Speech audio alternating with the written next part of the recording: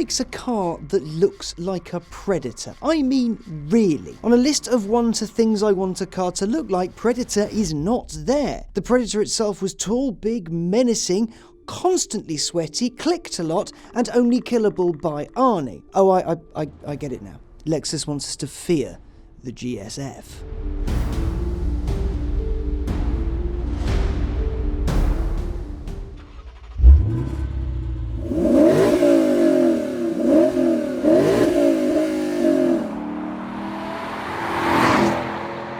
Well, its more is pretty scary, but I've got to say the lattice work on the grille is just beautiful. It's so pretty.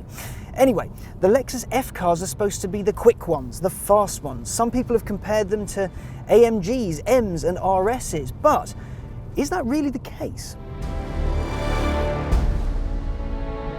I do actually like the exterior of the GSF. It's pretty cool. It's very visually arresting, not as restrained as some of the stuff you see today. Inside, it's less so. It's a bit plasticky. It doesn't feel super great. The steering wheel especially feels a bit naff. Then we have the infotainment thing. Now, where others will give you wheels, dials and touchscreens, Lexus has decided to go with, well, a naff computer mouse from the mid-noughties. It's this little trackpad thing that you have to adjust and move. It's so difficult to use. Sometimes you aim for one thing and then end up skipping like 3 or 4 in the wrong direction, and you have to be so precise and fine with it. It's so frustrating. I cannot stand it. What's wrong with a wheel? Cool on the outside, less so on the inside. Fair enough.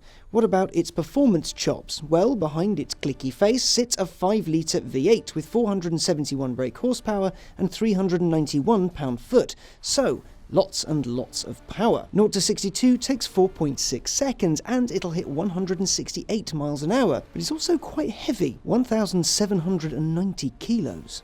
This thing is faster than an E63, an M5 and even an Audi RS6, and that's because out of the box they go only 155 miles an hour. That is until you throw money at it and get limiters raised and things like that, but still, this thing is faster straight from the factory.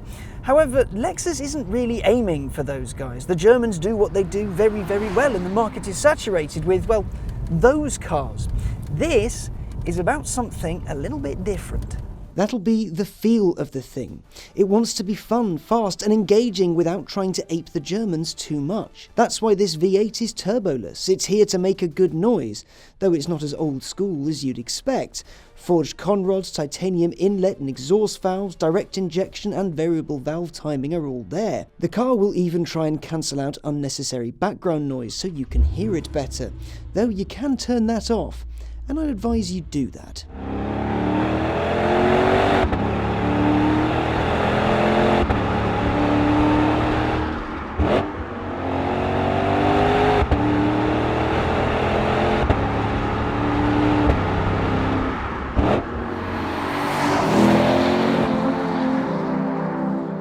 In here there are a number of selectable drive modes. So there's Eco, which is quite boring. There's Comfort, which is great on the motorway, but also quite boring. Then there's Sport S and Sport S Plus, which is where this thing really shines. And also at each corner you get Brembo brakes, which is good because this thing weighs quite a bit and can go quite quickly. So in order to stop that, you're gonna need big anchors. The question is, does the Lexus make enough of a difference to distract from the German way of thinking? There's a reason fast saloons are the way they are. Is this approach different enough to tear people away? Let's start with the bad things, shall we? The infotainment I touched on earlier. Then you get the gearbox. You know how this is quite an old school car because it hasn't got a turbocharged V8 or anything like that? Well, the gearbox is also old school. It reminds me of the gearbox in an old Mercedes. When you pull the paddle, you want it to go up and it goes, oh, I'm not a gear and I've changed. When you pull the paddle to go down a gear, you pull it and it goes, oh, you want to go 2 gears down. All right, it'll take me twice as long. It just takes way too long. The current systems on the market are just better. This is a performance car. It goes really chuffing quick. How come the gearbox isn't up to snuff? I don't understand it. There are a few other irritating little things. When you're indicating, for example, you give it a little nudge and you get 3 little clips, that's fine. When you pull it down though, to have a proper indicate, in any other car, you pop it in the same direction and that'll cancel it. But no, you have to lift it up in the opposite direction to cancel it. And if you're a little bit too firm, you'll start indicating the other way, which makes no sense. And the interior, it's beautifully put together. There's not a rattle or a creak or anything, but it's a bit plasticky. So it looks lovely, but it doesn't feel super premium, and that's kind of disappointing. On the flip side, there are some good things about the GSF, quite a few. For example, the noise that the 5-litre V8 makes. Good Lord, I've missed old school V8 rumbles like that. It sounds wicked. This burble, gurgle, proper big dragging V8, throwing bits of petrol into cylinders and exploding them for fun. It sounds so good. Sport S Plus is my favourite so far because it makes the steering really good to use. It's weighted just right. Throttle response is fast, it's quick, we've got a naturally aspirated engine. However, you should watch yourselves in the corners because it's quite easy to turn the traction control off, and if you do, it can get a little bit tricky, as I found out this morning. Using Brembo brakes here, damn fine move, because as I said earlier, this thing weighs quite a bit, and when you're in the corners you can certainly feel it, and when you're under heavy braking. But nail the brakes, there's great feedback through the pedal, you can feel what they're doing, and they stop the car wonderfully well. There's plenty of space in here, though it doesn't feel like it's a particularly large car. It shrinks around you, and that is always a good thing. And this thing does have another party piece. This car is £69,995 on the road. This car, that has all of the toys you could possibly need, is £69,995. I've got nav, I've got readouts, I've got Bluetooth, I've got all manner of stuff, and none of it's optional. How good's that? The seats in as standard, and the seats are wonderfully supportive. You can go around bends, you'll stay in them. They're comfy and they look wicked. Lexus wanted to go for an experience with this thing, and you know what?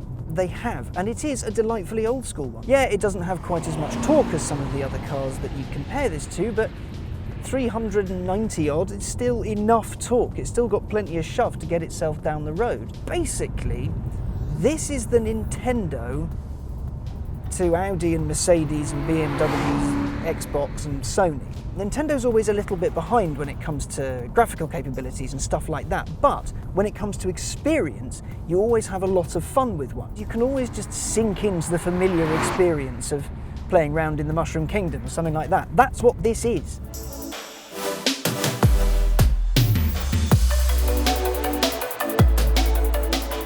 Here's the thing about the GSF, it isn't as good as the German cars. Whether it's going for them or not, that's what people are going to compare them to. However, what Lexus is going for here is experience, and when you've got everything turned up to 11 and you're having fun, it's still a brilliant car. It's just not as brilliant as the things from Germany. And were it my money, I'd go German. However, it's pretty and it's fast, and for some people, that's enough.